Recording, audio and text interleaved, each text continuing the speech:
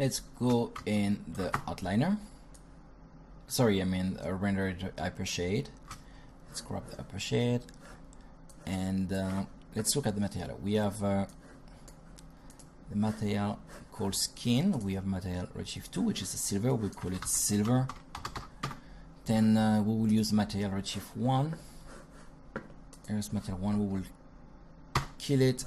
We will create a new shader, and it will be a redshift material. And we will just make it something like a paint a little bit with roughness a little bit there. So orange paint, and we will be creating a blend material. Redshift Carpent blend material blender. So the way the material blender work is you have this one is paint. Let's call it paint. Paint. Okay, we have the silver, which is our base color. Then on top of that we have the paint, right? Then it's up to us to decide what do we want to use as a map to blend them. In my case, I will use a 2D texture, and we will use a noise just for now. And I grab the blend and I call it whatever I want. I will call it blend, our original, and I will assign it to my object. Now, as always, keeping my finger crossed that everything go well. We should see an update soon, and we will see that our alien is now covered in paint on top of silver.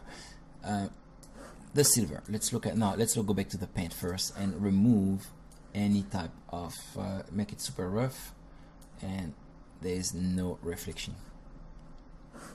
And then if we look at the blend here and we expand it, we should be going to our procedural image, procedural texture that have been generated, and we can start to play with the threshold and all that stuff to be able to get what we might want. So I obviously never work this way. I always paint a mask either in Substance Designer or Substance Painter, and I use it for my blend. I even do it less and less and less since I tend to generate all my texture in Painter.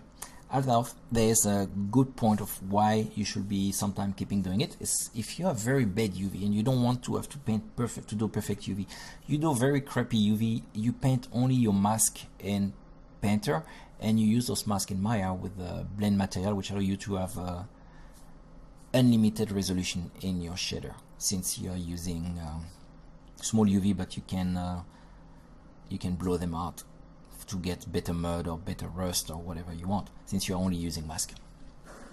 So that would be for the blend. Another way to do a blend instead of using a procedural is to start to play with the value. Let's see, the blend is here. That's my material here. Let's kill this one here. This one we don't need it, the noise. And we will be dropping here in the blend color a redshift. About, well, we could drop a redshift Fresnel if we want. Can we do that? Redshift Fresnel material, blend color. Yes, we can.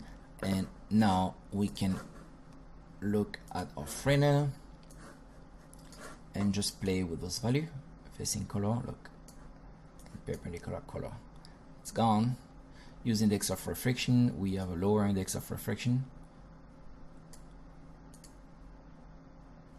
and curve fell off. Now that's what we can do, and we can invert the color. And now based on the Fresnel effect, as you can see it here, I'm able to decide where the paint is going. Another way of doing that is to say, let me give you some ambient occlusion. We look at here from where, somewhere, ambient occlusion. Now instead of doing a Fresnel effect, I will drop the ambient occlusion and see what's going on here. So ambient occlusion look quite interesting. There's a couple of tricks that you can do with ambient occlusion. It will be tricky since I don't know the size of my model, and every stuff I want to do in that direction is based off the drawing distance for the main occlusion. But we will see. We'll just run with it and see where it takes us. First, we will invert the normal. And now we need to find the value. Let's see if we do that and do that.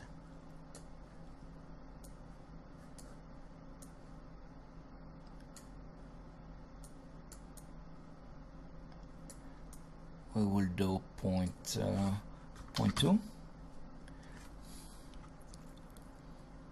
maybe point 4, and spread, more spread, or less spread, 0 spread. Maximum of distance, we take it off.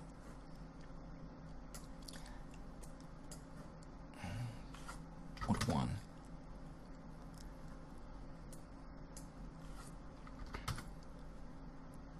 So now, as you can see, we managed to get the effect of having the paint that has no reflection and the metal under it. It is not perfect. It's kind of hard to get the exact result that you want since it's always depending on your geometry. But if you're in a road and you don't have time to do UV, you can achieve quite decent result. You see, if you look here at the lens, we get nice edge effect. Let's invert everything. Yeah, you can see it. We get the metal with the paint. Nothing, full, and you just have to find the right balance for your object. So now we have the base here. Nothing stops us to say, you know what, I would like that object to be incandescent on the edges. Why not?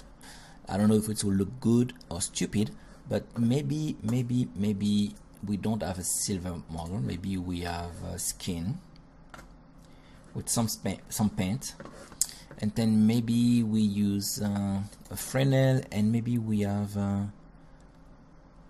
where are you? We want incandescent. I'm not seeing it. Redshift incandescent here. So looking here, I have a third layer, which is redshift incandescent up here, dropping the redshift incandescent here, and then maybe, yeah, that's good. I like that. Here I will drop my Fresnel here, and now if I look at my object, IPR, too strong, way too strong. Let's look at what's going wrong. First, my Fresnel curve falloff should be somewhere here, and I should actually take it down to there.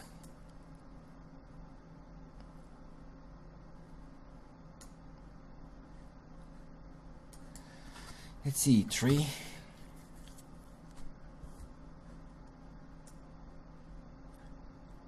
Zero is full.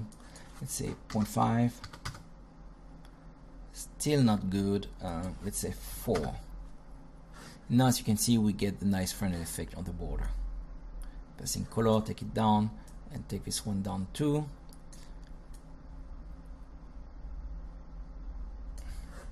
And now we can do a render. I'm not saying we are doing something pretty, I'm just saying we can do stuff that work.